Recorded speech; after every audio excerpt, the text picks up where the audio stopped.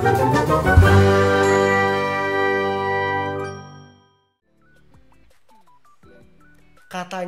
makanan bergizi dipilih dan diambil dari orang yang benar nih. Nah, halo semuanya, halo Sobat Minbi. Hadir kembali kita dari podcast Katanya. Nah, di sini udah lama banget kita tidak berjumpa ya, sobat ya. Nah, jangan sedih, jangan khawatir Sobat Minbi. Kita akan kembali aktif lagi seperti itu. Nah, tapi untuk kali ini kita akan memulai podcast pertama di tahun 2025 dengan tema Hari Gizi Nasional. Tapi teman-teman, sebelumnya kenalin nama aku Dika. Di kesempatan kali ini aku akan menjadi host hebat, host kece pada kesempatan kali ini. Dan aku tidak sendiri teman-teman. Aku ditemenin oleh narasumber hebat kita, Kak Zaza. Halo Kak Zaza. Halo Sobat Minbi. Iya, gitu Sobat ya? Minbi. Benar ya? Benar banget, Iya. Minbi. Nah, Oke. jadi teman-teman, sebelum kita lanjut ke materi atau topik pertama, kita sama-sama ucapin Kak Zaza, podcast katanya Nyatanya gitu. Oke. Nah, teman-teman Minbi, apa kabar semua? Semoga sehat-sehat aja ya dan selalu bahagia. Amin. Nah, amin rabbal alamin. Nah, tadi kita dari Sobat Mimbi ke Kak Zaza. Nah, Kak Zaza gimana? Apa kabar nih Kak Zaza? Hari ini baik, walaupun cuaca hujan, panas ya. Tapi semoga kita sehat selalu ya semuanya. Oke, amin. Nah, kalau baik, sehat selalu. Nah, kesibukannya apa nih Kak Zaza? Kesibukan sehari-hari ya. Kenalan dulu atau gimana Oh, ya? boleh banget. Langsung kesibukan, Iya. poin aja. Nah, jadi teman-teman, Kak Zaza akan melakukan pengenalan diri nih. Iya, Kak Zaza. oke. Boleh banget, silakan. Oke, nama saya biasa dipanggil Zaza ya. Nama Zaza itu bukan nama manja-manja. Iya. Ya. Kebetulan biasanya kalau di kampus dipanggil Zakir juga ya. Tapi kebanyakan dari suku saya ya, yang dari Kalimantan susah bilang R. Jadi kalau misalnya bilang R susah, jadi panggilnya Zaza gitu. Jadi teman-teman bisa manggil Zaza boleh, Zakir juga boleh. Boleh, ya. ya. Tapi nama lengkapnya muslimat banget. Oke. Namanya Muhammad Muzakir Fahmi. Jadi nama itu adalah sebuah doa ya, semoga budi pekertinya kayak Muhammad ya. Amin. Ya. Muzakir itu selalu orang yang diingat ya. Terus Fahmi itu selalu memahami apapun ada yang di sekitar kita. Masya Allah, tabarakallah. Biasa lihat tanyanya di AI. Apa sih artinya gitu ya. Dan kesibukan ya. Iya, kesibukannya apa nih? Kesibukan sehari-hari.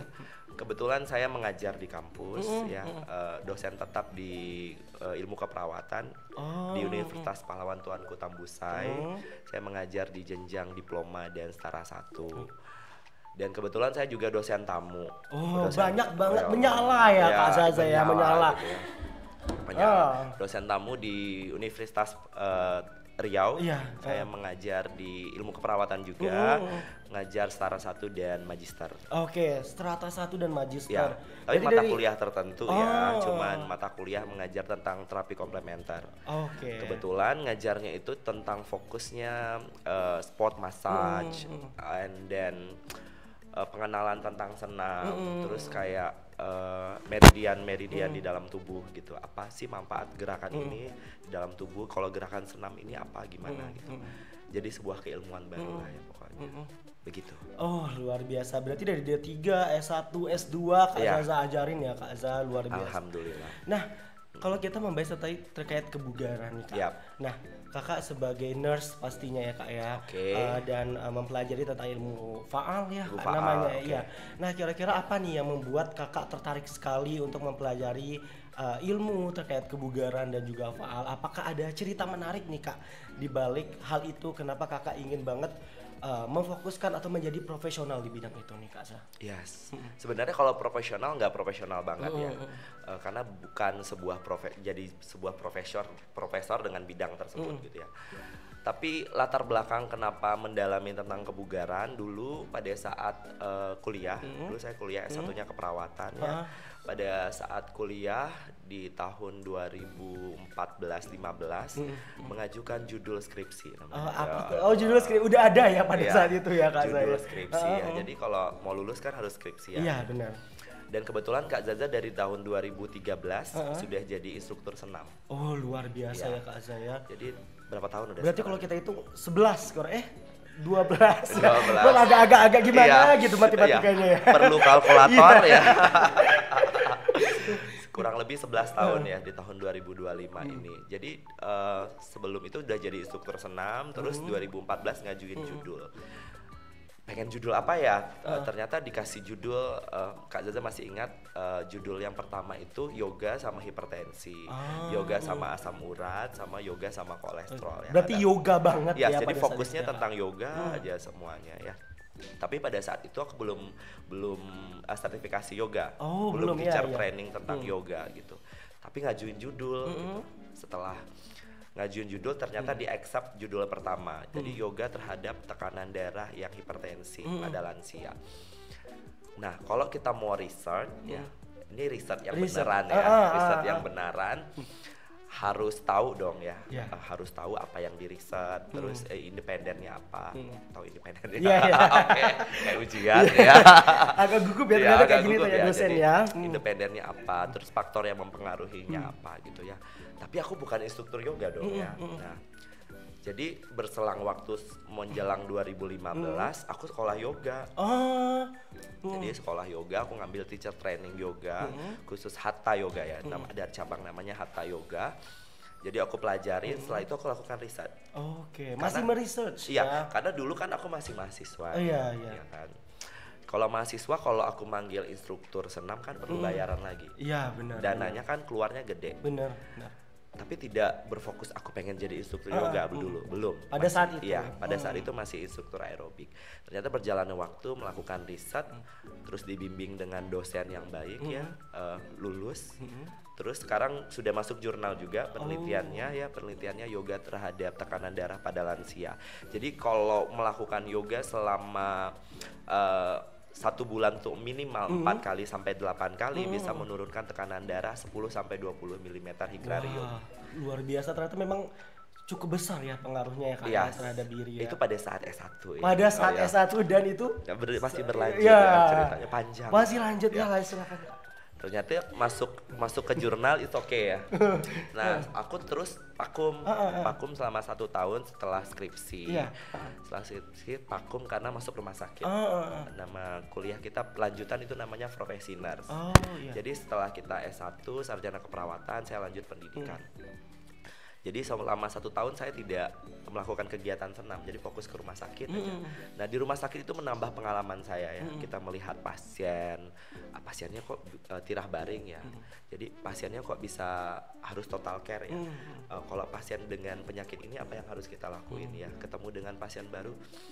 Berjalannya waktu stop senam, setelah senam lanjutin lagi nih setelah kuliah dari profesi senam lagi gitu. Nah setelah selesai senam saya lanjut pendidikan lagi, lanjut pendidikan di S2 bidang kesehatan masyarakat, tapi khusus peminatannya kesehatan reproduksi. Nah lanjut. Udah. Selama berjalannya waktu itu 2016 langsung pendidikan. Selama pendidikan 2016 jalan sambil kuliah sambil mendalami ilmu juga. Nah selama 2016 saya ngambil beberapa keahlian baru kayak line dance, dansa, terus mendalami yin yoga, terus mendalami senam kreasi, terus sampai sekarang lagi mendalami tentang trampolin dance fitness gitu.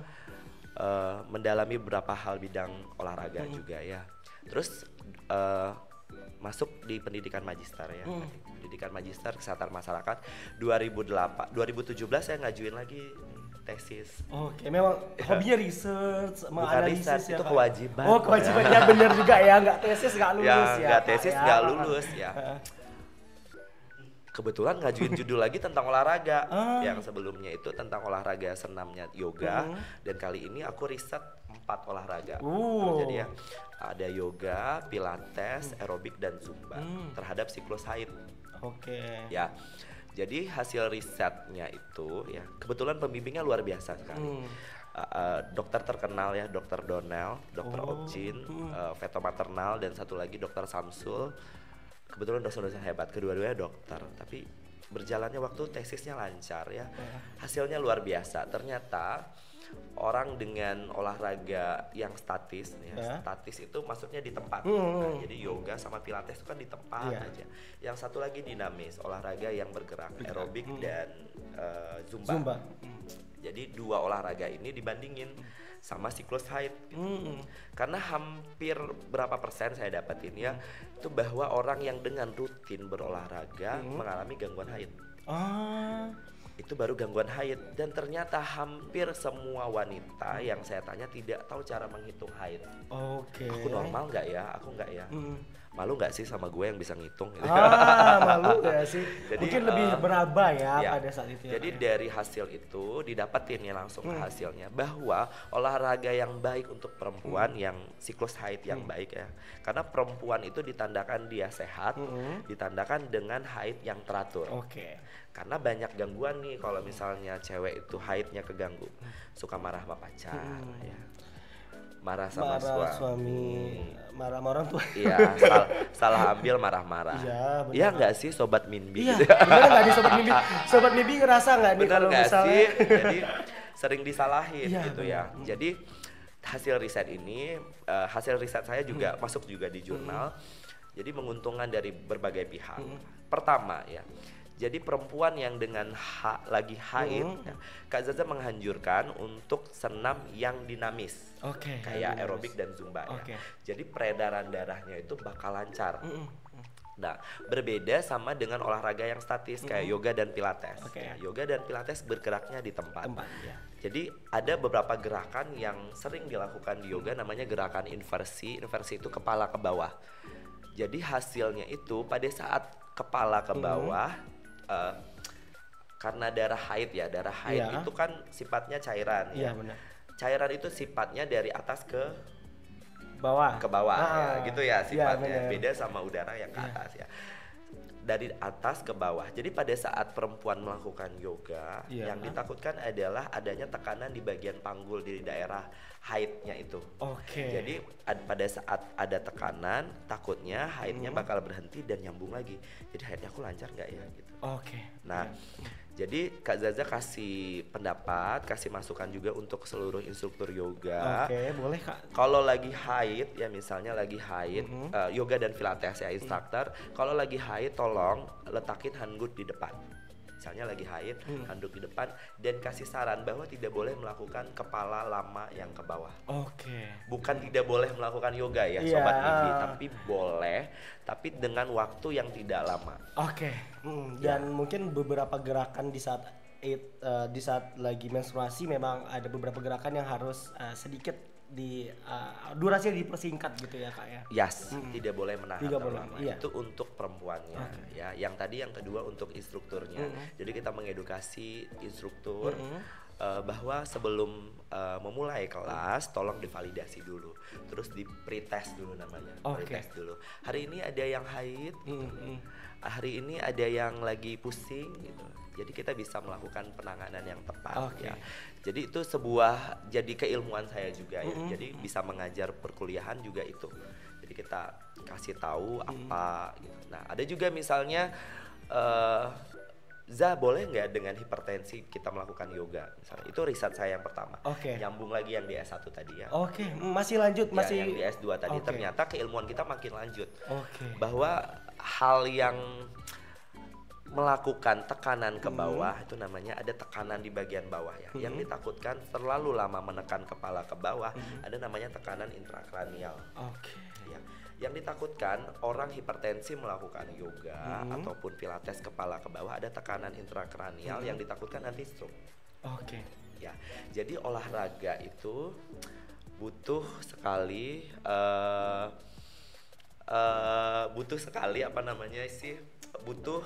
apa tuh Kak? Butuh sekali pengetahuan yang tepat ya. Jadi ini survei yang terbaru juga ya. Bahwa survei yang terbaru hampir 60% masyarakat Indonesia tidak bugar. 60. Bayangin 60%. Jadi aku selama ini ngapain aja jadi senam ya. Lebih dari 50% ya Kak ya. 50%. Dan yang bugar hanya 6%. Nanti bisa di 6%, bayangin. Semuanya tidak bugar, ada yang obesitas. Ada obesitas gitu ya Kak ya, agaknya. Ya, terus bangun pagi udah males-malesan, terus rentang geraknya sudah banyak yang males. benar. Nah, sekarang juga ada faktor-faktor lain. Banyak anak-anak sekarang suka yang manis-manisan ya. Ya benar, Ada- termasuk saya juga sih. Oh ya, Kak. anak-anak ya. masih kecil, Masih kecil. Ya. Itu dia bahwa butuh pengetahuan tadi Ya. tentang pendidikan orang yang bisa mengajar ya. Karena hampir semua sih yang mengajar ini tidak mengerti apa yang dilakukan. Ya, hanya melakukan saja tapi tidak tahu ini siapa targetnya. Saya contohkan juga pada saat di lapangan ya. Iya. Kita mengajar senam lansia. Iya. Pada saat senam lansia kita kasih itu beatnya itu di atas 100. Oke. Ya. Ini beatnya apa nih Kak? Beat ini misal beat itu kalau di musik dulu di MP3 di ujungnya ada tulisannya BPM. Oh, Tahu oke ya? oke. BPM. Enggak tahu sih sebenarnya Iya. Kak. Biasanya setiap musik tuh ada BPM. Oke. Ada temponya ya. Oh, I see Ya, tempo. ya. Ada tempo nama itu Oke. namanya BPM, beat per menit. Oh, oke oke. Ya. Kalau lansia itu tidak dianjurkan lagi di atas 100. Karena denyut nadi normal itu biasanya 100 ya. Kalau di rumah sakit di atas itu sudah kita sebut takikardi. Kok cepat nadinya ya? Kenapa ya? Apakah ada kelainan jantung atau sebagainya ya? Nah, pada saat dengan normal lansia itu di atas 100 kita sudah tidak perbolehin lagi. Oke. Jadi kita harus tahu pantau. Biasanya saya sudah edukasi semua instruktur, beatnya itu harus di bawah dari 100 untuk lansia. Ya.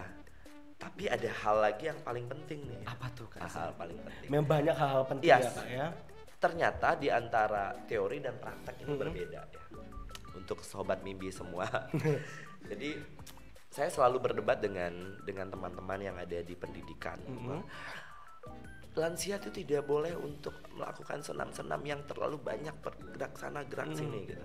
Nggak boleh pecicilan gitu ya. Pecicilan Kak, ya. harus melakukan gerakan. Ternyata di lapangan lansia-lansia ini masih suka musik-musik yang beat. Oke. Kira-kira si Dika Ya apa tuh? Ya. Gugup aku ya Kak ya. Kalau ditanya kayak gini nih apa tuh? kira-kira lansia ini boleh nggak sih melakukan dengan gerakan cepat musik yang terlalu dum dum gitu? Kira-kira boleh nggak?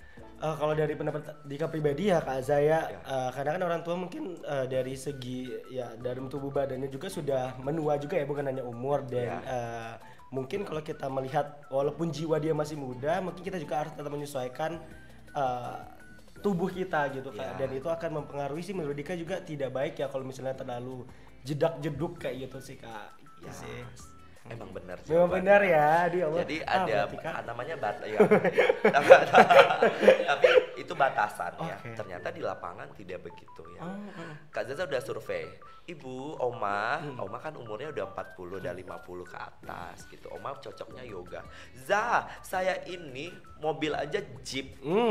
Ya. Musik saya tuh biasanya musik-musik rock. Wow. Bayangin lu suruh dia yoga. Gini dah Kakak. Ya. Gitu. Nah, jadi respon tubuh ya yang biasanya itu namanya kan adalah kebiasaan kita sehari-hari yang membuat kita senang gitu ya. Hobi misalnya hobi Kak Zaza ini. Hobi dia kan musiknya musik rock and roll dan sebagainya gitu. Disuruh dengan musik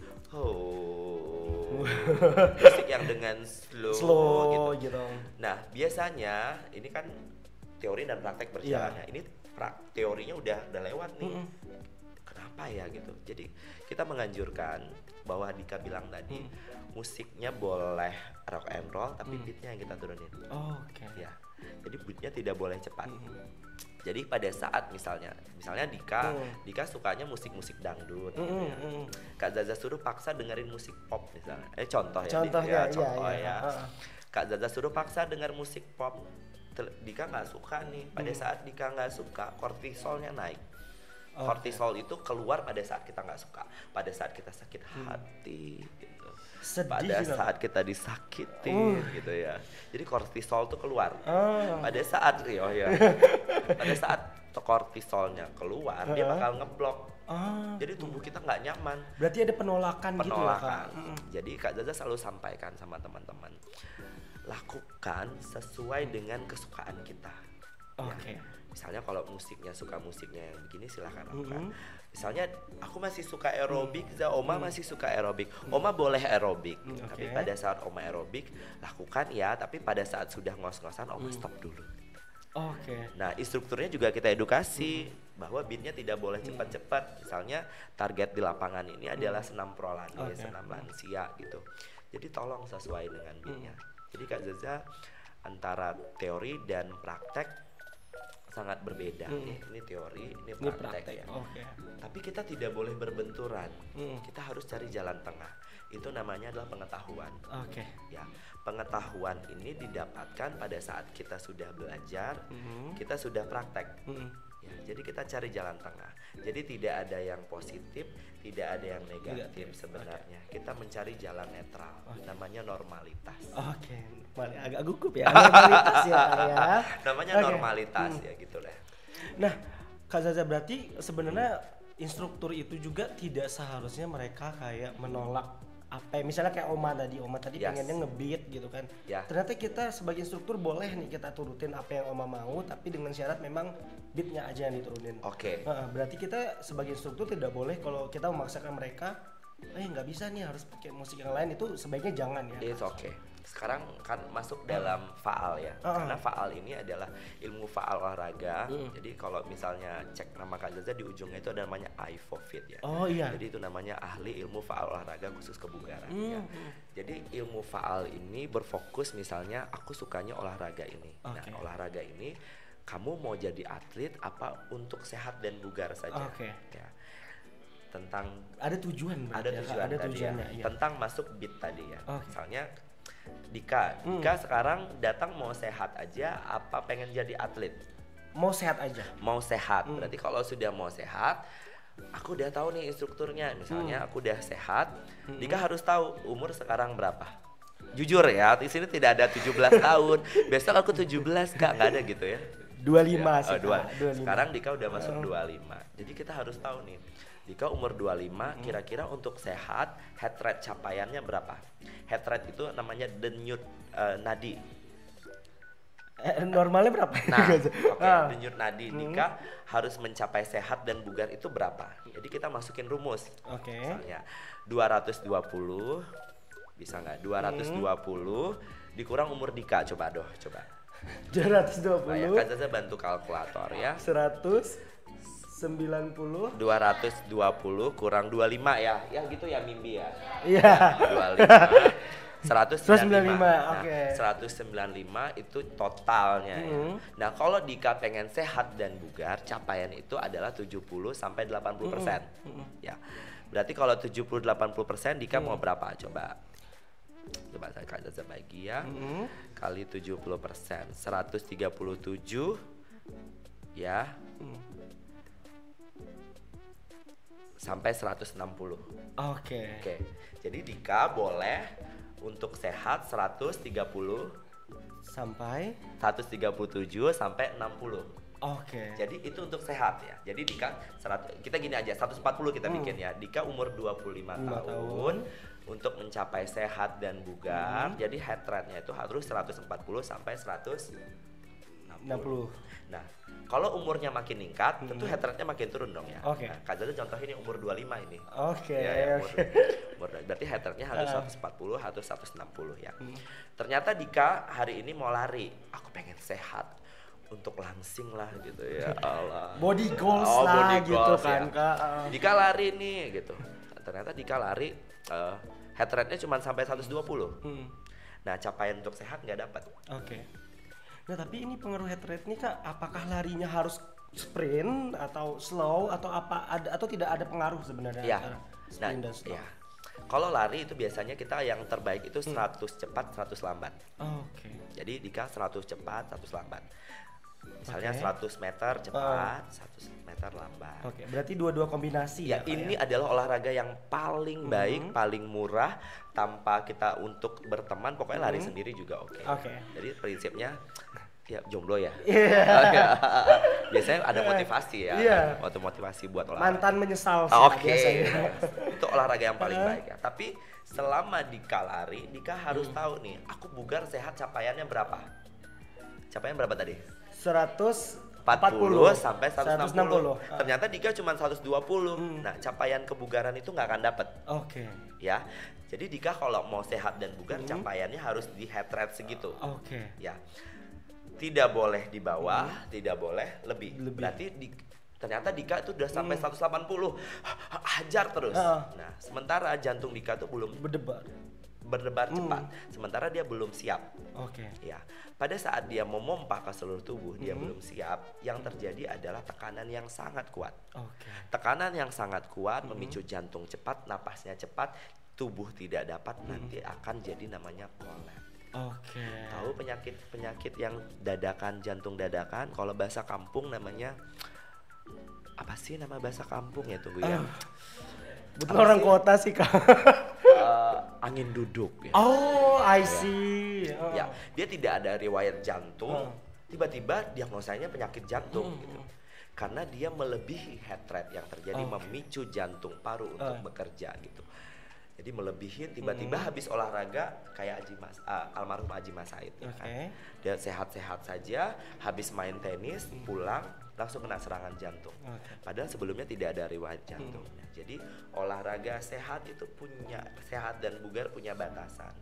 Tidak boleh kurang, percuma dong kita lari, tidak boleh juga lebih. Ya. Itu makanya Kak Zaza bilang sama orang yang suka olahraga, sekarang dunia sudah modern. Ya. Harus pakai namanya smartwatch. Oke. Jangan sedih, nggak pakai Kaza. Sobat mimpi. Sobat mimpi ya. Jadi dunia modern kita harus ikut ya. Kalau dulu harus, mari kita hitung denyut nadi awal.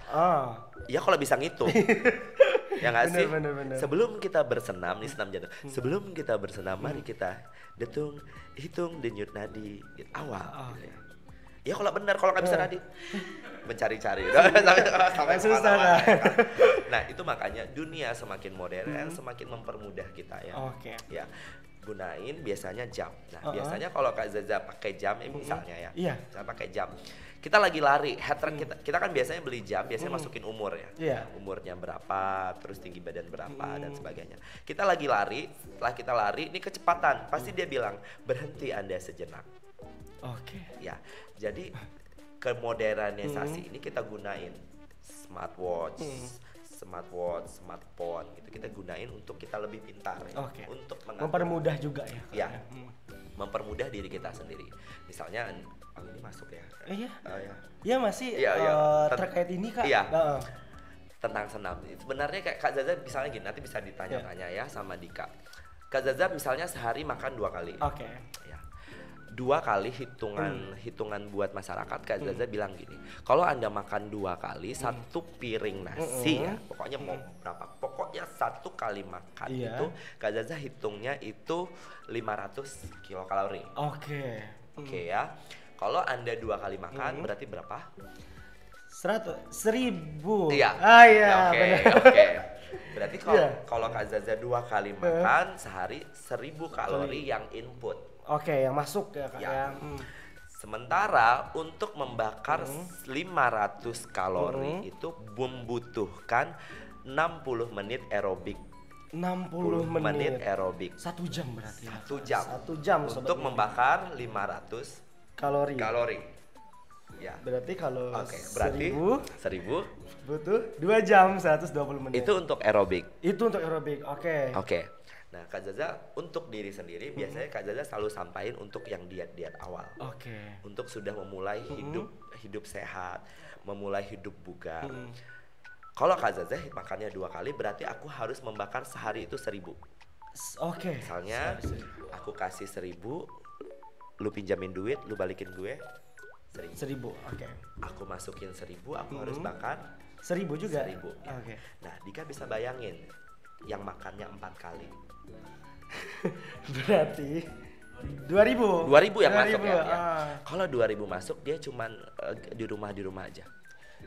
Nggak keluar dia lagi Kak, cuman masuk aja. Input terus. Tapi selama ini pasti pertanyaan begini. Tapi selama ini aku sehat-sehat aja kok gitu ya.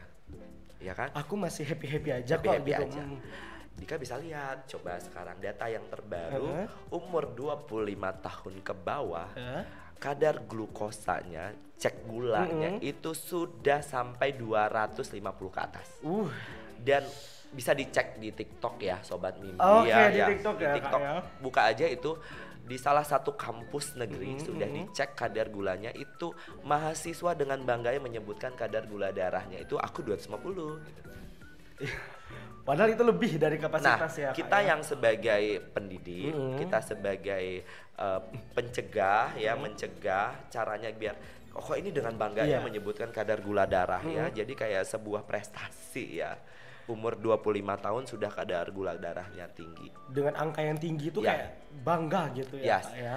Bisa jadi apa yang sudah masuk di dalam tubuhnya, dia merasa sehat-sehat saja, gula darah semakin tinggi, tinggi, nanti bakal shock tiba-tiba sakitnya dadakan. Iya. Jadi lebih baik kita menjaga maintenance, menjaga kesehatan dan kebugaran kita daripada kita nanti di akhir bakal menyesal. Sakitnya sudah menjadi yang lebih parah ya, sudah kronis. Ini Kak Za, kalau kita misalnya membahas terkait kebugaran dan juga penyakit seperti itu. Nah, kan banyak masyarakat bilang bahwa kebugaran juga harus didampingi dengan makanan yang bergizi gitu Kak Za. Nah, kira-kira Kakak ada nggak rekomen makanan yang bergizi yang sekiranya itu bisa setara dengan kita melakukan olahraga? Atau sebenarnya kalau mau yang badannya bagus ya udah makanan bergizi dan juga olahraga? Atau ada nggak opsinya kita makanan bergizi tapi tanpa olahraga gitu? Sebenarnya gizi adalah faktor penyebab yang berikutnya, predisposisi ya. Tapi yang dikatakan sehat, bugar, itu yang paling penting adalah fisik. Kayak Kak Zaza fisiknya, terus mentalnya. Bisa lihat nggak mental Kak Zaza sekarang? Bisa dong ya. Sekarang mental Kak Zaza bisa berdiri di sini, Dika bisa berdiri sendiri. Berarti fisik kita mental kita ya. Benar. Satu lagi Kak Zaza, titik poin yang paling penting adalah secara sosial ya. Kita kan bersosial ini, Kak Zaza ngomong sama Dika, sudah mulai curhat atau ketemu di tempat. Jadi 3 hal penting ini adalah yang mengukur kita sehatnya ya. Tapi kalau misalnya di gizi faktor di mana dong? Gitu ya. Berarti itu faktor pendukung. Benar. Ya, selain untuk sehatnya tadi, fisik, mental, dan sosial. Ya. Tapi kalau misalnya konsumsi makanan, gizi tadi adalah faktor pendampingnya. Kak Zaza contohin. Kalau Dika pengen sehat, makannya harus sehat nggak? Harus banget. Berarti badannya harus sehat. Ya. Kalau Dika lagi stres, misalnya lagi ngerjain skripsi, putus sama pacar, ditinggalin pacar gitu, atau banyak penyebab-penyebab stres, biasanya orang pengalihan isunya makanan yang aneh-aneh. Iya nggak sih? Iya benar. Iya nggak sih? Selama itu makan aneh, skripsi makan ngemil. Nah, kalau kita mentalnya pengen sehat, makanannya juga harus sehat. Nah, satu lagi sosial ya. Sosial. Nah, kebanyakan kafe-kafe bermunculan ya. Kafe-kafe bermunculan, kopi, gula, terus harus yang creamy dan sebagainya gitu ya. Jadi harus dilihat makanan yang sehat. Jadi faktor gizi ini penting sebagai penunjang sehat kita tadi. Kalau tiga-tiganya pengen sehat. Kak Zaza tips untuk makanan yang sehat, untuk kita sehat secara fisik, mental dan sosial gitu. Misalnya pertama, kayak Kak Zaza, kita harus tahu dulu nih. Nah, kalau misalnya di rumah sakit yang punya uang ya kan, bisa konsultasi sama dokter gizi klinik ya kan. Sekarang udah ada klinik-klinik gizi klinik ya kan, bisa tanya makan berapa kali dan sebagainya. Ini kita mau konsul, dari mana dapat duitnya? Dari mana Sobat Mimpi? Dari mana? Live TikTok Salah satunya di sini ya. Iya, salah satunya di sini ya. Jadi PKBI keren banget ya, kasih tips buat teman-teman. Semoga ini jadi sebuah saran. Jadi kalau misalnya beda sama yang tadi ke klinik, di sini kita bisa lihat. Salah satu tips pertama tadi ya. Berapa masuk, berapa keluar. Ya. Gitu aja. Enggak, kalau di ahli gizi ini berapa ikannya ditimbang berapa kalori gitu. Kalau sama Kak Zaza udah, pokoknya 1 kali makan itu 500 ya. Itu ada takarannya nggak? Pokoknya sama Kak Zaza begitu. Tapi kalau ada duit boleh ke klinik. Boleh ya. Ya, kalau ada duit boleh ke klinik atau ke catering Catering, sehat iya. itu sudah ada ukurannya ya. Tapi buat teman-teman kayak kita ya, sobat-sobat mimpi yang kos gitu, pengen hidup yang sehat. hemat tapi kan Ya, sehat tapi gitu pengen ya, sehat Kak, ya kan. Heeh. Pokoknya satu kali makan, satu kali makan 500. Berarti aku harus olahraga dong. Jadi gizi berpengaruh terhadap badan kita juga ya. Oke. Keseimbangan Jadi berarti ya, Kak, ya. keseimbangan, hidup harus seimbang ya. Emang. Berapa masuk, berapa keluar. Oke. Itu hal paling penting tentang makanan. Kedua, sudah memilih makanan yang sehat. Misalnya si Dika sudah mau mulai sehat. Kak Zaza, aku makan tuh 4 kali sehari, Kak. Kadang 6, Kak. Oh iya. Aduh ya. Agak Tapi sama melebihi ya, Kak Zaza Kak, ya. santai aja. Iya. Misalnya 6 kali sehari ya, Dika makan besar, makan. Nah, dalam 6 kali makan ini, boleh nggak 1 kali makannya Dika pilih makanan yang sehat? Boleh. Salah satunya buah dan sayur gitu ya. Misalnya malam hari sebelum tidur aku pengen makan buah lah gitu ya. Oke. Pengen makan buah lah dulu. 6 kali berarti 5 kali makan berat, 1 kali makan Sehat. buah dan sayur ya. Kalau terkait jam gimana tuh, Kak Za? Katanya kalau misalnya kita makan lewat dari jam 8 atau 10 malam itu akan mempengaruhi, itu bener nggak? Oke, menurut teori pasti benar ya. Tapi Kak Zaza selalu saranin sama teman-teman bertahap. Kalau kita pengen baik itu bertahap. Ya, bertahap. Kayak Dika tadi ya 6 kali. 1 bulan berikutnya yang 6 kali Dika ganti. Oke. Ya. Dika udah mulai ganti, 2 kali udah makan sehat. Pagi makan sehat, sarapannya sudah mulai buah dan sayur. Malamnya mau tidur buah dan sayur. 4 kali makan berat. Oke. Kalau ciki-ciki gimana tuh, Kak? Nah, itu bertahap ya. Nanti menyesuaikan bakal gimana dengan kebiasaan. Nanti kalau Dika sudah kebiasaan dengan gula yang turun, makan makanan yang bergula pasti tidak mau lagi. Untuk saat ini belum pernah coba ya, Kak. Ya, tapi itu tips yang paling gampang ya. Karena Kak Zaza pernah kasih tips dulu ya. Dulu karena belum banyak baca dan berpengalaman. Ya udah makannya dia makannya 5 kali ya. Kak Zaza suruh cuman makan 1 kali siang. Ternyata gulanya turun. Besok dia gini. Ya. Berarti kan? gula tuh sebenarnya butuh juga tapi tidak berlebihan butuh. ya, Kak ya. Ya, tapi tidak berlebihan. Tapi lu jangan sekali-sekali tiba-tiba drop gula lu, makannya tiba langsung drop gitu. Biasanya banyak nggak gitu, lu bakal oyong. Oke. Ya. Berarti kita memang nggak boleh memaksakan langsung menekan gitu, nggak boleh. Gimana caranya? Menekan. Oke, tidak boleh ada tekanan yang berlebih ya untuk ke siapapun, untuk diri kita, untuk orang lain. Jangan pernah kita menekan, ya, memaksakan orang untuk mencintai kita. Gitu.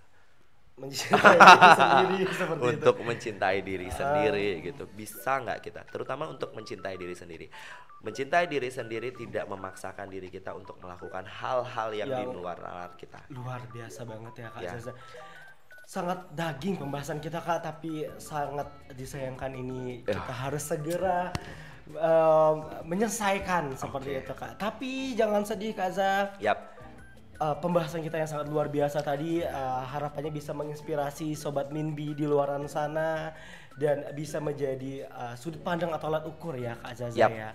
Nah, sebelum closing nih, Kak Zaza, kita pengen denger pesan dan kesan dari Kak Zaza untuk Sobat Minbi di luaran sana juga mengacu dari momentum Hari Gizi Nasional di tahun ini, Kak. Bisa disampaikan? Terima kasih Dika. Hal yang paling terpenting ya, apapun yang masuk di dalam tubuh kita akan menjadi darah daging kita. Ya, di dalam agama menyebutkan hal yang tidak sebaiknya masuk ke dalam tubuh kita. Apabila kita masuk ke dalam tubuh kita, diri kita akan mengeksplor apa yang kita masukkan tadi. Ya, jadi apapun yang masuk, tolong dilihat dulu apa. Ya. Ya. Berarti nggak sembarang masuk ya, Kak? Ya, salah satunya tadi Dika, apa yang masuk, apa yang keluar itu harus balance. Ya. Yang kedua, gizi ini dipantau ya, karena sekarang kan lagi marak-maraknya stunting ya kan. Stunting atau bahasa sobat-sobat yang di sana namanya kayak gizi buruk lah ya. Pokoknya kalau kita bilang stunting ya kita harus jelasin dulu apa ya. Itu? Stunting nggak ngerti. Tapi coba bilang gizi buruk. badan kecil, kerdil gitu. Pasti dia bilangnya udah tahu mindsetnya apa. Lagi isu-isunya gizi buruk. Dan baru-baru ini teman Kak Zaza lagi selesai S3, dia menyelesaikan dan meriset bahwa salah satu faktor terpenting juga bukan dari gizinya saja, ya, tapi salah satunya adalah juga motoriknya. Oke. Jadi dilatih juga untuk anak-anak yang stunting untuk bergerak, ya, salah satunya untuk melakukan gerakan simpelnya senam saja. Ya, program dari pemerintah yang kalau di dulu setiap Sabtu kita senam, ya nggak sih teman-teman? Sekarang ada nggak masih ya? Ya. Tapi kita siap nggak sih sebagai sobat PKBI ya? Kita siap untuk siap ya, Kak Zaza. Kalau dapat bantuan kita bakal turun ya. Bagi teman-teman yang di lapangan butuh instruktur senam, bisa telepon PKBI karena ada Kak Zaza ya. Iya, ada Kak Zaza di sini teman-teman, jangan khawatir, bisa langsung DM kita sesuai tempat. Kita mulai aktifkan kembali buat anak-anak sehat, tidak hanya dari gizinya saja untuk menghindari stunting, tapi juga keseimbangan untuk motoriknya ya. Jadi pintar, badannya sehat, pikirannya pintar, mentalnya sehat, no bullying ya, yang ada di lapangan mentalnya oke, dan teman-teman anak-anak bisa bersosialisasi ya. Siap. Jadi penting sekali kita menjaga gizi ya, gizi secara fisik, mental dan sosial. Ya. Oke. Terima kasih luar biasa Kak Zaza. Nah, itu teman-teman dari Kak Zaza. Oke. Itu teman-teman kata-kata dari Kak Zaza tadi sangat luar biasa ya Kak. Intinya apa yang masuk disesuaikan apa yang keluar, seperti itu ya. Ya. Sorry. Gak apa-apa. Nah, jadi teman-teman sebelum kita tutup,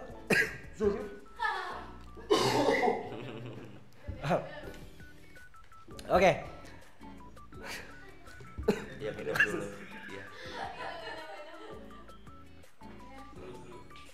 Iya, padahal Dika nanya-nanya doang loh. Aku menahan nih. Oh, iya. Oke. Seperti yang dibilang Kak Zaza tadi teman-teman, apa yang masuk dan tolong diseimbangkan juga apa yang keluar, seperti itu. Nah teman-teman, sebelum kita closing Kak Zaza, aku mau menginformasikan bahwa PKBI daerah Riau itu kita membuka open recruitment untuk relawan remaja di Provinsi Riau, Kak Zaza. Buat teman-teman di luar sana boleh banget nanti klik link yang ada di deskripsi untuk mendaftar. Nanti kita akan bantu follow up untuk masukkan ke grup, atau teman-teman yang ingin berkolaborasi dengan kita PKBI daerah Riau boleh banget langsung DM Instagram kita @PKBI Riau atau komen di kolom YouTube seperti itu. Kira-kira apa keuntungan jadi relawan? Nah, harus Dika jelasin. Seru banget ya. Iya, seru.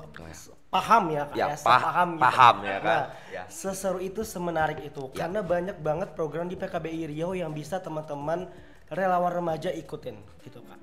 Jadi disclaimer Kak, kita banyak beberapa program, salah satunya ada HIV, stunting, TBC, bahasanya HIV/AIDS, bener. HIV/AIDS itu gitu ya.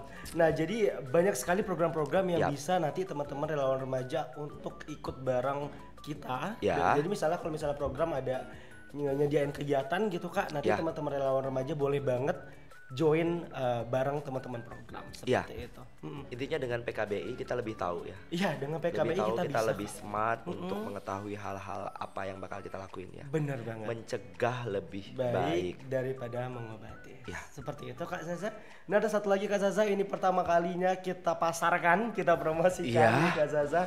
Nah jadi PKBI Riau itu kita ada satu produk Kak, Apa itu? Namanya Star Psychological Center Kak. Star Psychology Center. Iya. Apa itu? Jadi itu adalah salah satu klinik psikologi kita yang bertujuan buat teman-teman yang merasa memiliki permasalahan dari dirinya, mental health.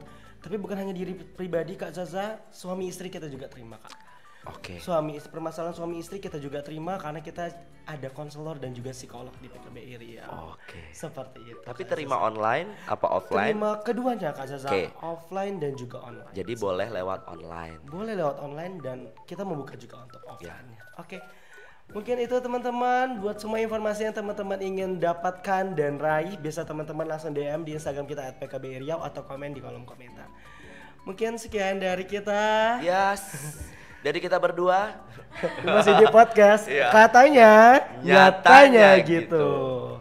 gitu.